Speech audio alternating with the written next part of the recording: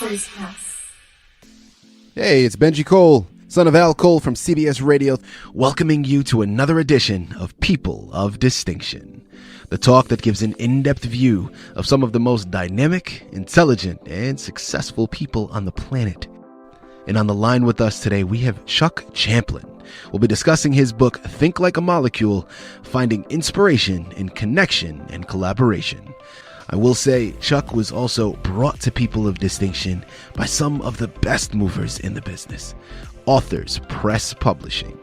If you have a book that you'd like moved, well, move it through Authors Press. You can find them at authorspress.com. And guys, listen, it is an absolute pleasure to have Chuck here on the line with us because, listen, the book we're going to be discussing today, Think Like a Molecule, Finding Inspiration in Connection and Collaboration, is such a fantastic book with really a great message and something that is so applicable for our current day situation. And listen, Chuck is the expert on this matter, okay? So without further ado, let's bring him here on the line with us. Chuck, first and foremost, thank you so much for being a guest with us today on People of Distinction. How are you? Benji, it's great to be with you. I'm doing great and raring to go, full of energy and excitement to talk about this book. Well, Chuck, before we get into the book, tell our listening audience a little bit about yourself. Well, Benji, I'm a writer, and I've been writing for most of my life, one way or another, mostly in corporate communications. And I worked for the Walt Disney Company for 12 years, at a Walt Disney Imagineering for a time, and had a great experience dealing with some of the most creative people in the world, but also was a journalist at the Los Angeles Times. And my father was a writer, so followed in his footsteps as well. So anyway, but went to school at Berkeley, California, and got a degree in English, but also a minor in architecture, and sort of think about the way language and our physical world is structured is part of what led to my thinking about molecules as well. Fantastic. Now, Chuck, let's jump into your book, Think Like a Molecule, Finding Inspiration in Connection and Collaboration. Tell us a little bit about it. Well, I start off the book by saying that my mother inspired me a little bit to be thinking about science, and boiled away some water that she'd stirred some sugar into it, and then there was the sugar. And in my young mind, I thought, well, wait a minute, I didn't see the sugar in there at all. But anyway, it was just kind of got me thinking about science and appreciating it. And then growing up, listening to people like Carl Sagan, who was a great popularizer of science, and admiring the work of Buckminster Fuller, the architect who designed and invented the geodesic dome.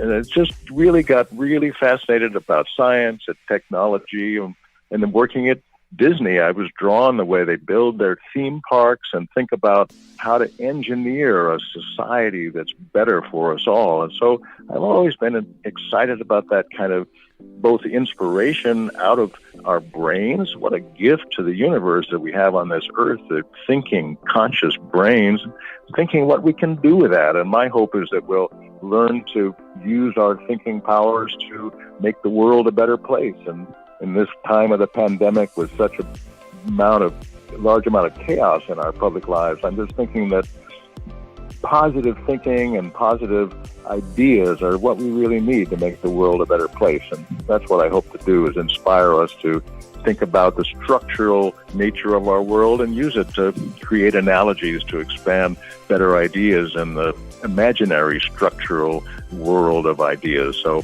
anyway, I'm inspired by my time at Disney and my mother, and just scientists like Carl Sagan, to think about how do we make a better world with the powerful brains that we have sitting on top of our shoulders.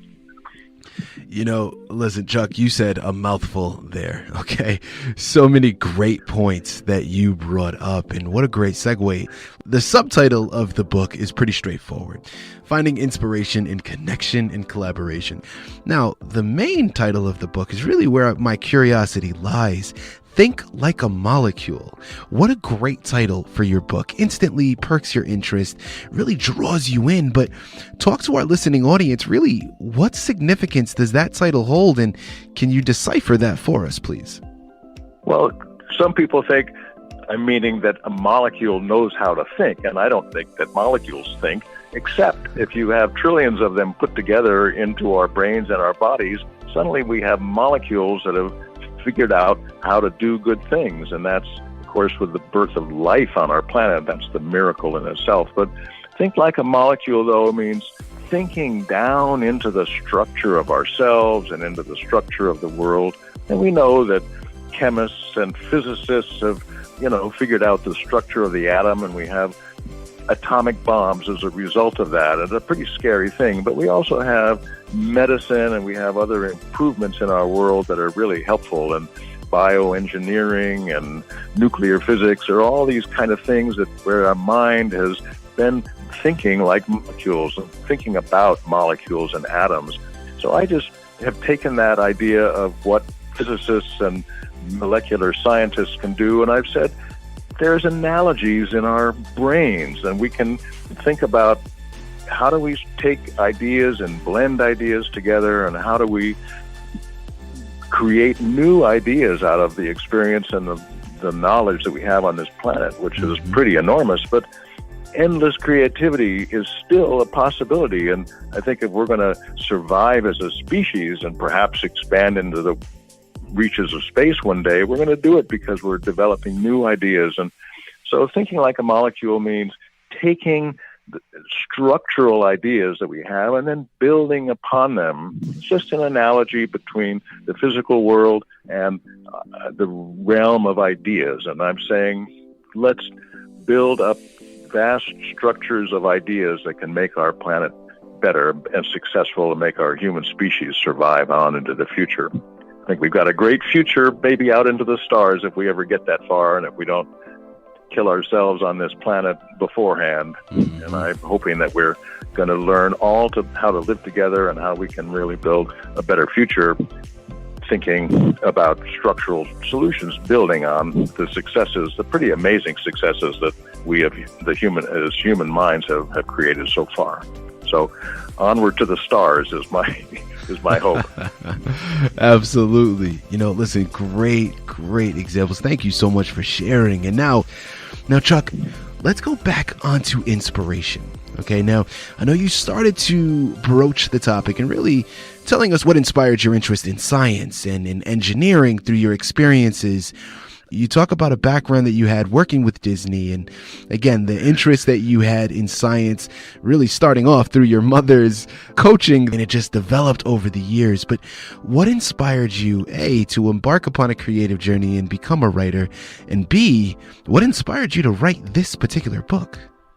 Well, both of my parents actually were writers. My dad is the same name, Charles Champlin, was a film critic, but he also wrote books about his life growing up in upstate New York and books about, various other experiences, along with many, many columns in the newspaper. So he was my first inspiration for being a writer. But then my mother also was writing, and she wrote, she got a degree in chemistry, so that was another connection to science for me. But she ended up writing a book based on her dissertation in the history of science. And so both of them were very much inspirations for me. And I think that, so that led me to say, well, they could do it, and I want to write a book as well. But I was just inspired by, again, Carl Sagan, I think, was one of my biggest inspirations. But Buckminster Fuller, who designed the geodesic dome, was another one. He was a prolific author and wrote a number of books too. So I just felt like, you're given one chance, one time to use your brain during the course of your lifetime. And what's your contribution going to be, Chuck? I kept saying to myself. And to me, the logical answer was, take the ideas, take my inspiration, in this case about thinking about molecules and about science, taking it through my own experience at Disney. And Walt Disney was fascinated by science and technology and built Epcot as a experimental prototype community of tomorrow as a way to show off what the inspiration of his Imagineers could do.